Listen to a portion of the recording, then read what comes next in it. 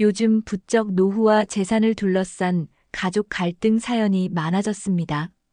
부동산, 간병, 치매 진단, 상속 문제까지 가장 가까운 가족에게조차 진심을 기대하기 어려운 현실이죠. 오늘은 한 남자가 아버지를 위한 결정이 어떻게 파멸과 배신으로 이어졌는지 그 끔찍한 과정을 직접 들려주고자 합니다. 사연을 듣다 보면 사람을 믿는 일에 대해 다시 생각하게 되실지도 모릅니다. 영상 끝까지 지켜봐 주시고 댓글로 따뜻한 응원도 남겨주세요. 그럼 지금부터 이야기 시작합니다. 안녕하세요. 저는 서울 강남구 청담동에 살고 있는 42세 최도윤입니다. 건축 설계 일을 하고 있고 국내보단 해외 프로젝트가 많다 보니 장기간 집을 비우는 경우도 잦은 편입니다. 아내 윤소정과는 13년 전 대학원 졸업 무렵 지인의 소개로 만났습니다. 그녀는 경제학 전공의 유창한 영어 실력 그리고 조용하면서도 야무진 성격으로 제게는 늘 신뢰를 주는 사람이었습니다. 서로 바쁜 일정 속에서도 아이 둘을 낳고 중산층 이상이라는 말이 어색하지 않은 삶을 꾸려왔죠. 부모님도 저희 부부를 흐뭇하게 바라보셨고요. 아버지는 철강 사업으로 한 획을 그으신 분입니다. 젊은 시절 작은 유통업체에서 시작해 결국 중견 철강 회사를 일군 입지전적인 인물입니다. 업계에서도 성실함과 정직함으로 통하던 분이죠. 원래는 대전에 사셨는데 어머니 돌아가신 후엔 혼자 지내셨죠. 그러다 작년 겨울부터 아버지께서 가끔 날짜를 헷갈린다거나 같은 이야기를 반복하시는 일이 늘었습니다. 처음엔 대수롭지 않게 넘겼습니다. 그런데 일하는 직원 이름을 자꾸 바꿔 부르고 전화를 2번씩 다시 걸기도 하셔서 마음이 쓰이더군요. 의학계통에 종사하는 친구가 있어 조언을 구했고 전문병원에 모시고 가 정밀 검사를 받았습니다.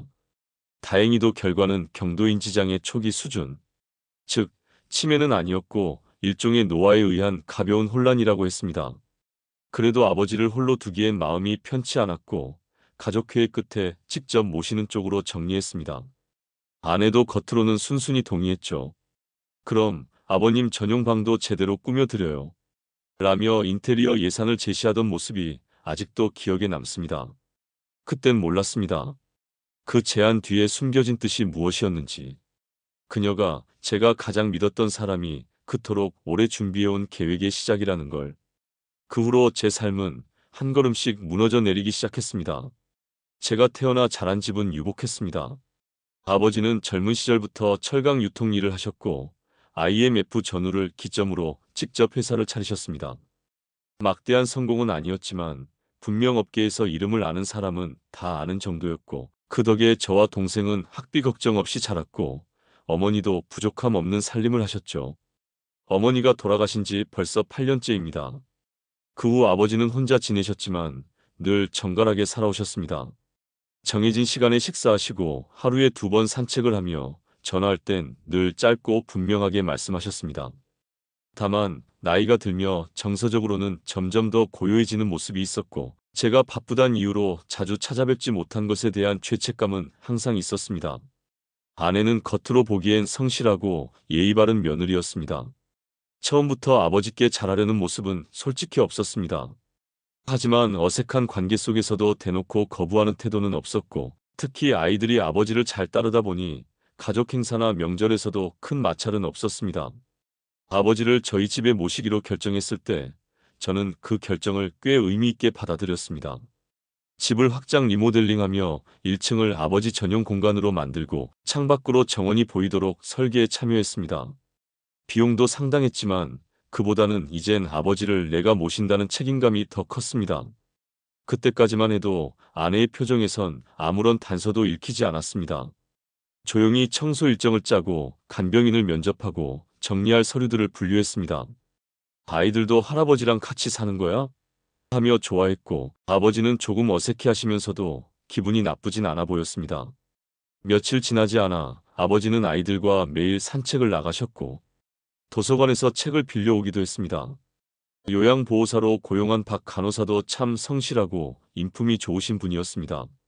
아버님은 아주 점잖으시네요. 식사 습관도 정확하시고요. 그 말에 저는 마음이 놓였고 오랜만에 집 안에 가족다움이 깃드는 것 같아 나름의 만족도 있었습니다. 그러나 금요일 저녁이 되면 공기가 조금 달라졌습니다. 그날은 박 간호사가 퇴근하는 날이었습니다. 이상하게도 아내는 저녁 준비를 일부러 늦게 하거나 식사 시간 직전에 외출을 하곤 했습니다. 아버지께선 무표정하게 식탁에 앉아 있다가 식지 않은 밥을 물에 말아 드시는 일이 늘었습니다. 한 번은 아버님 요즘 입맛이 없으신가 봐요. 라고 묻자 아버지는 조용히 웃으며 음식이 좀 짜서라고 하셨습니다. 그 말이 이상해서 주방에서 반찬을 맛봤지만 문제될 건 없었습니다. 하지만 그날 밤 아내가 사용한 양념장통에서 유통기한이 2년 넘게 지난 소스가 나왔고 무심한 건지 의도적인 건지 알 수 없는 불편함이 제 안에 싹 텄습니다. 아이들은 눈치채지 못했지만 아버지의 말수는 점점 줄었고 한 번은 거실에서 멍하니 TV를 보다가 채널 리모컨을 벽에 내려놓는 장면을 보기도 했습니다. 무슨 생각이었는지 묻지 않았습니다. 그저 피곤하시겠지라고 넘겼던 제 태도가 지금 와선 후회됩니다. 그 즈음 저는 유럽 쪽 장기 프로젝트에 투입되어 두어 달 출장을 나가야 했습니다. 박 간호사와 아내에게 부탁을 하고 아이들에겐 화상통화 자주 하자고 말하며 그렇게 떠났습니다. 공항으로 가는 택시 안에서 아버지가 손을 흔들던 모습이 자꾸 떠올랐습니다. 그 뒷모습에서 알 수 없는 불안감이 느껴졌지만 그땐 그게 이 모든 시작이 될 줄은 몰랐습니다. 출장을 떠난 지 일주일 정도 지났을 때였습니다. 주말 늦은 밤 아이들과 화상통화를 하다가 박 간호사와도 잠깐 인사를 나눴습니다. 그녀는 조심스레 사장님 혹시 따로 말씀드려도 괜찮을까요? 라고 물었습니다. 다음 날 통화에서 그녀는 이런 말을 했습니다. 주말마다 사모님이 외출을 자주 하세요. 식사도 제 시간에 안 차려지거나 며칠 전엔 약이 누락되었더라고요. 저는 놀라면서도 즉시 방어적으로 대답했죠. 소정이 그런 실수할 사람이 아니에요. 바빴겠죠. 그녀는 한 박자 쉬고 조심스럽게 덧붙였습니다. 어르신께 반말을 하거나 좀 퉁명스럽게 말씀하실 때가 있어서요. 제 오해일 수도 있지만 분위기가 예전과 달라요. 속이 서늘해졌지만 저는 믿고 싶지 않았습니다. 출장 마치고 돌아가면 차근히 확인해 보자고만 생각했습니다. 하지만 그 차근함은 제 가족을 너무 오래 방치하는 결과가 됐습니다. 귀국한 날 아내는 활짝 웃으며 공항까지 마중 나왔습니다. 피곤했지만 아이들도 반가워했고 아버지는 짧게 다녀왔냐 한마디로 반겨주셨습니다. 그 모습에 일단은 안도했습니다. 하지만 다음 날 아침 식탁에서 이상한 기분이 들었습니다. 아버지 식판에 나온 반찬이 유독 짜게 느껴졌고 식은 국을 따뜻하게 데우지 않은 채 그대로 내온 점도 그렇고 그날 아버지는 국에 손을 대지 않으셨습니다. 며칠 후 서재에서 프린터를 사용하려다 아내의 태블릿이 열려 있는 걸 봤습니다. 별다른 생각 없이 화면을 내리는데 상속 포기각서 샘플이라는 제목의 PDF가 떠 있었습니다. 그 아래엔 성년 후견인 지정 절차 공동명의 부동산 정리 요령이라는 검색 기록들이 빼곡히 남아 있었습니다. 심장이 두근거렸습니다. 이건 단순한 우연이 아니었습니다. 급히 저장된 문서들을 메일로 전송해 확인했고 그중 일부는 아버지 명의의 부동산 리스트와 과거 금융자산 목록 스크린샷이었습니다. 그제서야 퍼즐이 맞춰지기 시작했습니다. 아내가 최근에 아버지에게 건강검진 같이 가자며 병원 예약을 한 것도 요양원 팜플렛을 탁자 위에 흘려놓은 것도 모두 하나의 방향으로 움직이고 있었던 겁니다. 그날 밤 저는 아내에게 조심스럽게 물었습니다. 혹시 아버지 재산에 대해 따로 확인한 거 있어? 그녀는 놀란 눈으로 절 쳐다보다가 곧 표정을 바꿨습니다. 아니, 그냥 혹시라도 건강이 더 나빠지시면 대비는 해야 하니까. 이성적으로는 그 말이 맞았습니다. 하지만 감정적으로는 단 하나도 납득이 되지 않았습니다. 그녀는 나를 속이고 있었고 그건 이제 의심이 아니라 확신에 가까웠습니다. 며칠 뒤 아버지가 식사 중 깜빡 졸다시피 하며 고개를 떨구는 일이 발생했습니다. 놀라 병원으로 데려갔고 의사는 고혈압약 복용 과다 가능성을 언급했습니다. 용량 확인 결과 정량보다 훨씬 많이 복용된 흔적이 있었습니다. 약병을 확인해 본 결과 담당 간호사가 투약한 기록과 실제 내용이 맞지 않았습니다. 그리고 주말마다 약을 챙긴 사람이 박 간호사가 아니라 아내였다는 것도 그때 알게 됐습니다. 그 순간 전율이 몰려왔습니다. 아버지를 향한 누군가의 의도가 점점 더 노골적으로 드러나고 있다는 것을 저는 뼈저리게 실감했습니다. 며칠 후 사무실로 박 간호사에게서 전화가 왔습니다. 목소리가 평소보다 낮고 조심스러웠습니다. 사장님, 혹시 이번 주에도 주말 외출 계획 있으신가요? 아니요, 이번 주는 집에 있습니다. 무슨 일 있으세요? 사모님께서 아버님 약을 직접 챙기신다길래요. 근데 복용 시간표랑 좀 안 맞는 부분이 있어서요. 평일 기록하고 비교해 보니까 누락도 있고 복용 용량도 간혹 바뀌더라고요. 그 말을 듣는 순간 안쪽 어딘가에서 쌓은 무언가가 일어났습니다. 전화를 끊고 나서야 깨달았습니다. 내가 지금껏 의심을 애써 눌러왔다는 걸. 저녁이 되어 조심스럽게 아내에게 물었습니다. 아버지 약은 왜 자꾸 복용 시간이 달라져? 아내는 딱 잘라 말했습니다. 챙겨드리면 아버님이 알아서 드시는 거지. 내가 어떻게 일일이 다 신경 써? 나는 그 말에서 무언가를 느꼈습니다. 단순한 피곤함, 무관심 아니면 경멸. 내 아버지를 향한 그 말투에서 낯선 사람을 본 것 같았습니다. 다음 날 아이들을 등교시키고 출근하려던 길. 거실 탁자 위에 펼쳐진 A 사용지가 눈에 들어왔습니다. 스위스 고급 요양원 입소 신청서 보호자 대리동에 포함. 입소 예정자 최만수. 보호자 성명란에는 윤소정의 이름이 또렷이 적혀 있었습니다. 그날 저녁 저는 태블릿을 다시 열어봤습니다. 검색 기록엔 약물 과다 복용 시 증상 치매 오진 가능성 후견인 지정 법정 기준. 그리고 한 건의 인터넷 주문 내역이 있었습니다. 고혈압약 일반 약국 판매 불가 성분. 약국 납품을 위장한 온라인 구매였습니다. 모든 게 선명해졌습니다. 계획적이었고 치밀했습니다. 겉으로는 조용하고 유순한 며느리, 아내, 아이들의 엄마였던 그 사람이 내 아버지를 천천히 무너뜨리고 있었습니다. 당신, 도대체 무슨 생각으로 이런 짓을 한 거야?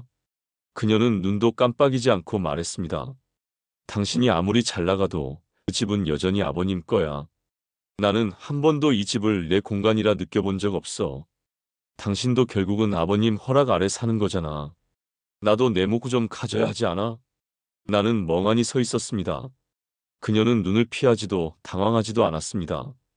정말로 이게 오래전부터 준비된 계산이었다는 걸 그제서야 인정하게 됐습니다. 아버지를 보러 갔습니다. 조용히 앉아 차를 마시고 있었습니다. 제게 아무 말도 하지 않았습니다. 하지만 저는 알았습니다. 그분은 이미 모든 걸 눈치채고 있다는 걸. 그날 아버지 방에 따로 약 보관함을 설치하고 박 간호사에게 모든 투약 기록을 이중 기록으로 남기라고 지시했습니다. 그리고 저 자신에게도 말했습니다. 무슨 일이 일어나도 나는 당신을 의심하지 않겠노라 다짐했었지. 그런데 그게 아버지를 위험에 빠뜨렸구나. 며칠간 집안은 조용했습니다. 저는 출장을 당분간 접고 가능한 한 집에 머물렀습니다. 아내는 이상하리만치 조용했고 박 간호사도 별다른 얘기 없이 일상을 이어갔습니다. 아이들 역시 별다른 눈치를 채지 못한 듯 학교와 학원에 다녔고 아버지는 말수가 더 줄었지만 식사만큼은 꼬박 챙기셨습니다. 겉보기엔 모든 게 잠잠해진 것 같았습니다. 그러나 마음 한켠엔 여전히 낯선 정적이 머물러 있었습니다. 조용하다는 건 때때로 가장 위험한 징후입니다. 그 즈음 아내가 불쑥 이런 말을 꺼냈습니다. 아버님도 바람 좀 쐬셔야죠. 잠깐 시골 공기 마시면서 지내시는 건 어때요? 어디? 강원도 쪽에 별장 하나 보러 다녔어요. 아버님 좋아하실 것 같아서. 그녀는 노트북에서 사진을 보여줬습니다. 작은 산자락 아래 목조 단층 주택? 외관은 말끔했고 마당도 있었습니다. 나는 의심스러웠지만 직접 확인할 기회를 만들기로 했습니다. 그럼 이번엔 나도 같이 가지. 마침 프로젝트도 끝났고. 그녀는 짧게 멈칫하더니 곧 웃으며 말했습니다. 당신까지 가면 아버님 불편해하실 수도 있어요. 너무 챙기는 것도 별로잖아. 내가 계속 같이 가겠다고 하자 그녀는 일정을 하루 미뤘습니다. 그러다 갑작스럽게 들어온 해외 출장 스케줄. 도저히 피할 수 없는 미팅이 생겼습니다. 그럼 일단 다녀와. 내가 다음 주에 바로 내려갈게. 그렇게 아버지는 박 간호사와 함께 그 별장으로 향했습니다. 아이들과 영상통화도 하셨고 아버지는 공기 좋다며 웃으셨습니다. 그러나 사흘째 되던 날 아침부터 모든 연락이 끊기기 시작했습니다. 혹시 최만수 어르신 가족 되세요? 네, 그런데요. 지금 이분 저희 마을 근처 국도에서 헤매고 계셔서 마을회관에 모셔놨어요. 누구라고요? 혼자 계시던데요. 근처 별장집 열려 있어서 거기 사시나 했는데 전화기도 없고 주소도 잘 모르신다고 하시길래 그때부터 저는 감정이 무너졌습니다. 달리는 차 안에서 손이 떨리고 눈이 흐려졌습니다. 내 아버지가 산속 어딘가에서 혼자 계셨다는 생각만으로도 숨이 가빠졌습니다. 현장에 도착하자 아버지는 마을회관 의자에 앉아 계셨습니다. 얼굴은 말라 있었고 손에는 나뭇가지 자국 같은 상처가 보였습니다. 입고 있던 외투는 흐트러졌고 신발도 젖어 있었습니다. 그 옆에서 물을 건네던 주민은 이렇게 말했습니다. 어르신 혼자 온 것도 신기한데 계속 무슨 주소를 말씀하시더라고요. 아들 집이라고. 그게 어디인진 모르겠는데. 그 순간 머릿속에 뭔가가 스치고 지나갔습니다. 그건 실수도 착오도 아닌 계획된 방치였습니다. 아내는 윤소정은 결국 아버지를 그곳에 남겨두고 돌아선 겁니다. 저는 집에 돌아오자마자 아내와 박 간호사에게 동시에 전화를 걸었고 둘 다 신호만 갈 뿐 받지 않았습니다. 그리고 그날 밤 아내는 아무 일 없다는 듯 늦은 밤에 귀가했습니다. 말없이 거실로 들어온 그녀는 제 시선을 피하지 않았습니다. 오히려 담담하게 이렇게 말했습니다. 생각보다 일찍 발견하셨네요. 그 말을 듣고 저는 내가 한때 사랑했고 함께 가정을 꾸렸던 이 사람이 더는 인간적인 양심조차 기대할 수 없는 사람이라는 걸 깨달았습니다. 그날 이후 저는 아내를 마주보지 않았습니다. 아이들 앞에서는 일상처럼 행동했지만 내부는 무너지고 있었습니다. 그날 병원에서 간단한 처치 후 집으로 바로 모시고 왔고 제 방 옆 작은 응접실을 비워 침대를 두고 아버지를 직접 돌보기 시작했습니다. 박 간호사는 그 후로 며칠 동안 나타나지 않았습니다. 전화도 받지 않았고 메시지에도 답이 없었습니다. 출근도 하지 않았습니다. 이상했습니다. 윤소정은 별말 없이 지방에 가족 일이 생겼대요라며 얼버무렸지만 그날 그녀의 표정은 왠지 지나치게 평온했습니다. 며칠 뒤 박 간호사가 아무렇지 않게 나타났습니다. 죄송합니다, 사장님. 그때 너무 급하게 다녀와서 연락을 못 드렸어요. 그녀의 태도는 늘 그렇듯 정돈되어 있었지만 이상하게 마음 한켠이 차가워졌습니다. 그리고 그날 밤 아버지가 조용히 말을 꺼내셨습니다. 그 여자 며느리 말 잘 듣더라. 약 줄 땐 두 사람이 눈짓하고 나를 자주 밖으로 데리고 나가려고 했어. 나는 말없이 고개를 끄덕였습니다. 그 말이 내 안에서 무언가를 완전히 꺾어버렸습니다. 며칠 전 박 간호사가 퇴근하면서 아버지 약을 다시 챙긴다고 한 장면이 떠올랐습니다. 그땐 신뢰했기 때문에 이상하게 여기지 않았지만 지금 생각해보면 아내가 고른 약을 아무렇지 않게 받아들였던 것도 박 간호사였습니다. 저는 즉시 집에 설치된 내부 CCTV 영상을 돌려보기 시작했습니다. 비공식적으로 설치해둔 약 보관 선반 근처의 작은 카메라에서 놀라운 장면이 잡혔습니다. 영상 속 박 간호사는 아내가 건넨 작은 병을 받아 약통에 교체하고 있었습니다. 두 사람은 말없이 손짓만 주고받았지만 그건 분명히 협력이었습니다. 그녀가 아버지에게 했던 친절한 말들, 회장님 식사는 꼭 따뜻하게 드셔야 해요. 오늘은 소화가 잘 되는 죽으로 준비했어요. 그 모든 것이 이제는 연기였다는 걸 알았습니다. 저는 휴대폰으로 박 간호사의 신상 정보를 다시 확인했습니다. 간호조무사 자격증은 맞았지만 이전 경력은 대부분 1년 미만이었고 그녀가 일했던 요양기관 두 곳은 이미 폐업 상태였습니다. 결국 아내가 채용 공고를 가장해 신원을 완벽히 알 수 없는 인물을 직접 들여놓았던 것입니다. 숨이 막혔습니다. 내 가족의 안쪽 깊숙한 부분까지 상상도 못했던 방식으로 조작되고 있었다는 사실에 전율이 일었습니다. 저는 그날 밤 모든 약을 수거하고 전문가에게 분석을 의뢰했습니다. 며칠 후 연락이 왔습니다. 약 일부에서 일반적으로 노인에게 쓰지 않는 이뇨 성분이 포함되어 있었습니다. 간과 신장에 부담을 줄 수 있는 농도였고 장기 복용 시 혼란 탈수 가능성이 있습니다. 그 말은 곧 아버지의 혼란 증세나 졸음, 말 줄어들니 단순한 노화가 아니라 유도된 상태였다는 뜻입니다. 분노는 걷잡을 수 없을 만큼 커졌지만 그보다도 뼛속까지 느껴진 배신감이 저를 마비시켰습니다. 믿었던 아내, 아이들의 엄마, 그리고 그 옆에서 따뜻한 말로 신뢰를 쌓아온 박간호사. 모두가 같은 의도를 품고 있었습니다. 그날 밤 아이들이 잠든 후 저는 책상 앞에서 서류를 정리하기 시작했습니다. 아버지의 건강 기록, 영상 캡처, 약 성분 분석서, 그리고 박간호사의 행동 일지까지. 그 종이들을 바라보며 저는 조용히 말했습니다. 이제 끝내야겠구나. 분노는 터지기 직전의 정적 속에서 더욱 날카로워집니다. 증거들을 모두 모아 경찰서로 향했습니다. 형사는 조용히 내게 물었습니다. 증거는 충분해 보입니다. 피해자분, 직접 진술 가능하실까요? 나는 단호히 고개를 끄덕였습니다. 네. 제 아버지는 아직 판단력도 정확하고 상황을 기억하고 계십니다. 필요하다면 직접 말씀하실 겁니다. 경찰은 사건을 정식으로 접수했고 사건은 존속 유기, 상해, 의약품 오남용 혐의로 조사에 착수됐습니다. 형사는 내게 말했습니다. 아마 다음 주 초쯤 두 사람 모두 출석 요구받게 될 겁니다. 진술 내용과 확보된 기록들 전부 참고하겠습니다. 연락드릴게요. 문을 나서며 나는 처음으로 스스로에게 질문했습니다. 왜 더 일찍 의심하지 못했을까? 하지만 지금부터는 그 늦은 각성을 행동으로 돌릴 차례였습니다. 그 다음 날 아침 식탁에서 아내는 아무 일도 없었다는 듯 식사를 차려냈습니다. 기가 막힙니다. 당신 오늘은 회의 많지? 저는 대답하지 않고 무시했습니다. 그녀는 시선을 돌리지 않고 반찬을 집으며 말했습니다. 아버님 모시고 병원 좀 다녀올게요. 기억력이 점점 떨어지는 것 같아 보여요. 왜? 네가 그렇게 만들었잖아. 아내는 멈칫하더니 곧 미간을 찌푸렸습니다. 무슨 소리야? 저는 노트북을 들이밀었습니다.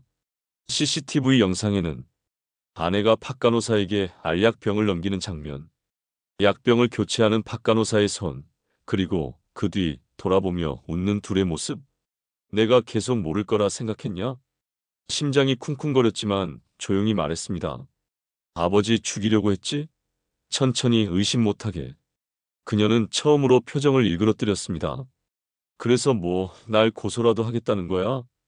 당연하지, 당신 이거 살인이야. 감히 내 아버지를. 처음부터 모시기 싫다고 말하지 그랬어. 아니, 어차피 재산을 노린 거니 기회였으려나? 맛있는 거 먹어도 박간호사랑 같이 감방에 쳐넣어 줄게. 그 순간 박간호사가 거실을 지나며 마주쳤다. 그녀는 무표정한 얼굴로 말했다. 사장님, 저는 아무 잘못 없어요. 그렇게까지 하셔야겠어요? 아이들 생각도 하셔야죠. 지금 아이들 얘기할 자격 있어? 너희 둘이 뭘 했는지 알아? 아내는 자리에서 벌떡 일어났다. 당신 지금 감정적으로 행동하고 있는 거야. 어차피 아버님 오래 못 사실 거야. 우린 현실적인 선택을 한 거야. 현실적인 선택? 그게 사람을 산에다 버리는 거야? 도대체 박간호사랑 무슨 사이야? 뭔 작당을 한 거냐고. 며칠 후 윤소정은 출석 요구서를 받고 담담하게 옷을 챙겨 나갔습니다. 내가 뭘 잘못했는지 법이 판단하겠지. 그녀는 그렇게 말하며 여전히 스스로를 피해자처럼 여기고 있었습니다. 그러나 며칠 후 박간호사가 돌연 사직서를 내고 사라졌습니다. 그녀의 계좌에서 아내와 동일한 날짜의 입금 내역이 확인되었고 그중 일부는 내가 모르는 계좌로 흘러들어가 있었습니다. 그리고 결정적인 자료는 아버지 방에서 나온 음성 녹음기였습니다. 아버지는 평소에도 내가 집에 없을 때 대화를 녹음해 두셨고 그중 일부에 이런 대화가 담겨 있었습니다. 소정 아버님 너무 오래 버티시네. 빨리 돌아가셔야 정리가 되는데 말이야. 박간호사 사장님이 요즘 의심을 많이 하세요. 조심하셔야 할 것 같아요. 약은 계속 이렇게 바꿔서 드릴까요? 소정은 그렇게 아버님 돌아가시면 약속한 금액 바로 입금해 줄게. 그건 계획과 명령, 공모였습니다. 아버지를 서서히 죽이려 했던 것입니다. 저는 빠르게 행동했습니다. 아버지의 재산에 대한 접근 금지 가처분 신청, 아이들에 대한 임시 보호 명령, 윤소정의 금융 계좌에 대한 추적 허가, 를 모두 신청했습니다. 소장은 곧 접수되었고 그날 밤 나는 아이들 곁에서 조용히 책을 읽었습니다. 아빠, 요즘 많이 힘들어? 엄마도 쌀쌀 맞고 자꾸 뭐라고 해. 괜찮아, 다 잘 될 거야. 너희는 아무 신경 안 써도 돼. 아이에게 하는 말이었지만 사실은 나 자신에게도 하고 싶던 말이었습니다. 수사기관의 움직임은 예상보다 빨랐습니다. 진술과 증거가 분명했고 무엇보다 피해자 아버지의 상태가 결정적인 힘을 발휘했습니다. 아버지는 경찰 조사에 또렷하게 응했고 내가 먹는 약이 예전이랑 다르다고 느꼈다는 말로 박 간호사의 약물 교체 정황을 뒷받침해 주셨습니다. 나는 아버지 진술서를 제출한 다음 날 소정의 금융 계좌에서 이상한 돈 흐름이 감지됐다는 보고를 받았습니다. 지난 3년간 아버지 명의의 계좌에서 일정한 패턴으로 이체된 금액이 박 간호사의 개인 계좌로 흘러들어간 기록이 있었던 겁니다. 이 금액은 요양서비스 명목의 외주비로 위장되어 있었고 대부분 소정이 직접 관리하던 공동가계부에서 빠져 있었습니다. 이쯤 되면 단순한 유기도 아니고 범죄 기획과 실행이 분명했습니다. 변호사는 단호하게 말했습니다. 이 정도면 민사보다 형사입니다. 합의하실 생각이 아니라면 끝까지 가야죠. 나도 더는 주저하지 않았습니다. 수사 이후 소정은 구속영장이 청구되었고 도주 우려와 증거인멸 가능성으로 구속 수감됐습니다. 박 간호사 역시 한 달 후 부산 인근 고시텔에서 체포되었습니다. 법원은 사기미수, 존속유기, 약물상해 혐의로 두 사람 모두에 대한 정식 공판을 열었습니다. 나는 법정 증인석에 앉아 모든 과정을 조용히 설명했습니다. 다른 사람의 일처럼 말했습니다. 하지만 내 손은 무릎 위에서 조금씩 떨리고 있었습니다. 아내는 말이 없었습니다. 변호인의 조언으로 반성문을 제출하고 있었지만 그녀의 눈동자는 끝까지 잘못된 선택이었을 뿐이라는 변명으로 가득 차 있었습니다. 검찰은 중형을 구형했고 판사는 다음과 같이 말했습니다. 가정 내 약자의 위치에 있는 시부를 대상으로 지속적이고 의도적인 심리적 신체적 위해를 가한 점, 그리고 그 이면에 사적 재산 이득을 노린 정황이 명확한 점, 이는 명백한 존속 유기이자 고의적 상해로 볼 수 있습니다. 선고 결과 윤소정 징역 7년, 박 간호사 징역 4년 6개월. 나는 가볍지도 무겁지도 않은 그 결과를 조용히 받아들였습니다. 이제 내 복수는 법을 통해 차분하게 완성되기 시작한 셈이었습니다. 아이들에겐 자세한 말을 아직 하지 않았습니다. 다만 나는 그날 밤 작은 일기장을 꺼내어 처음으로 이렇게 썼습니다. 누구도 나 대신 내 가족을 지켜주지 않는다. 이제부터는 끝까지 내가 나선다. 형사 재판은 끝났지만 싸움은 아직 남아 있었습니다. 윤소정은 이혼 소송 과정에서 자신이 아이들의 주 양육자였다는 점, 혼인 중 공동재산 일부는 자신의 권리라는 점을 들어 300억 재산 중 일부에 대해 재산 분할을 주장했습니다. 그러나 나는 이미 아버지 소유의 모든 부동산 등기, 내 개인 사업 소득의 증빙 자료, 혼인 이후에도 재산이 일방적으로 이동된 기록이 없는 점을 철저히 준비해 두고 있었습니다.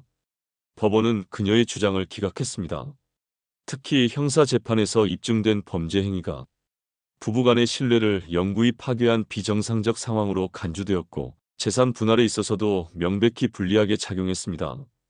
윤소정은 결국 단 1원의 재산도 가져가지 못한 채 이혼 판결을 받았습니다. 아이들에 대한 친권도 전적으로 나에게 귀속되었습니다. 그 이후로 박 간호사의 정체도 서서히 드러나기 시작했습니다. 수사 과정에서 밝혀진 것은 그녀가 과거에도 비슷한 방식으로 노인 환자 가정에 접근해 경제적 이득을 취한 사례가 2차례 있었고 그중 하나는 고소 직전 화해로 무마된 사건이었습니다. 그녀가 사용한 간호자 이력과 자격증 중 일부는 위조 또는 도용 가능성이 있어 경찰은 추가 수사를 벌이고 있습니다. 이 모든 사건은 언론을 타진 않게 조용히 처리되었지만 지역사회에서 윤소정과 그녀 가족이 받는 시선은 이제 회복할 수 없는 수준으로 떨어졌습니다. 나는 아이들과 함께 청담동 단독주택으로 이사했습니다. 아버지를 위한 정원과 햇살 좋은 응접실이 있는 그 집은 매일 아침 아이들이 학교에 가는 모습을 볼 수 있는 구조입니다. 아버지는 아직 말씀이 적으시지만 요즘엔 손자들과 바둑을 두기도 하십니다. 때때로 나에게 이렇게 말씀하시곤 합니다. 이제야 내 집에 돌아온 기분이다. 그 말을 들으면 나는 짧게 조용히 대답합니다. 이젠 제가 지킵니다. 아버지. 그 말엔 더 이상 불안도 죄책감도 없습니다. 나는 복수를 완성했지만 그것이 단순히 벌주는 일이 아님을 알고 있습니다. 지키는 것, 끝까지 싸우는 것, 그리고 진실을 감추지 않는 것. 그게 내가 이 가족에게 할 수 있는 최소한의 존엄이었습니다. 모든 일이 끝난 뒤 나는 더 이상 건축 디자이너 최도윤이 아닌 그저 아버지의 아들이자 아이들의 아버지로 살아가고 있습니다. 예전처럼 번듯한 전시회나 화려한 발표 무대는 줄어들었지만 대신 매일 아침 정원에서 아버지의 안부를 묻고 저녁이면 아이들과 식탁에 둘러앉아 하루를 나누는 일상이 생겼습니다. 아버지는 예전보다 말씀이 줄었지만 눈빛은 전보다 따뜻해졌습니다. 햇볕이 드는 응접실에 앉아 계실 땐 살아있다는 것에 감사하시는 듯한 얼굴을 하십니다. 나는 종종 생각합니다. 어떻게 이 지경이 되도록 몰랐을까? 그 질문은 여전히 가슴 어딘가를 찌르지만 이제는 그 죄책감에 머무르지 않으려 합니다. 내가 지켜야 할 것들을 이제라도 지킬 수 있게 되었으니까요. 윤소정에 대한 감정은 아직도 정리되지 않았습니다. 배신감과 허망함이 가끔씩 뒤늦게 올라오지만 나는 아이들 앞에서는 절대 그 감정을 드러내지 않기로 했습니다. 누군가는 말합니다. 그래도 한때 사랑했던 사람인데 너무 매정하지 않냐고. 하지만 저는 이제 압니다. 그 어떤 감정보다 중요한 건 상처를 반복하지 않는 책임이라는 걸. 만약 이 이야기를 듣는 분들 중 누군가의 이상한 기척에 마음속 어렴풋한 의심이 들었다면 그걸 절대 가볍게 넘기지 않으시길 바랍니다. 상처는 대부분 설마라는 말에서 시작됩니다. 그리고 그것이 진실로 드러났을 땐 이미 되돌릴 수 없는 일이 되어 있기도 하죠. 지금 제게 남은 것은 아이들과 아버지, 그리고 작지만 단단해진 내 일상입니다. 이제는 평범함이 가장 소중하다는 걸 돌고 돌아 배웠습니다. 혹시라도 비슷한 상황에 놓여 있는 분이 계시다면 부디 주저하지 마시고 자신의 감각과 본능을 믿으세요. 저는 그것을 너무 늦게 믿었기에 이 모든 과정을 겪을 수밖에 없었습니다. 그럼에도 불구하고 결국 우리는 살아갑니다. 그리고 다시 마음 놓고 웃는 하루가 조금씩 찾아오기도 합니다.